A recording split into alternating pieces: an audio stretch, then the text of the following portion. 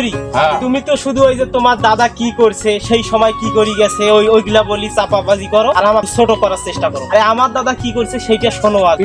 আমার দাদা কি করছে, এমন একটা বিশাল বড় একটা কড়াই তৈরি করছিল, মানে ওইখানে খরচও হয়েছিল অনেক। সেই কড়াইয়ের রেকর্ড আদিম যুগ থেকে শুরু করে আজ পর্যন্ত কোনো ব্যক্তি ভাঙতে পারে নাই। সেই কড়াইটা এখন পর্যন্ত আমাদের বাড়ির নিচে পোতা আছে। আরে রাখো মিয়া তোমার চাপাবাজি। চাপাবাজি নয়, তোমার দাদা চাপাবাজি দেখো। আমার দাদার কথা শোনো। কি করছে তোমার? আমার দাদা যে সময় বেঁচে ছিল ওই সময় দাদার বিশাল বড় একটা পুকুর ছিল।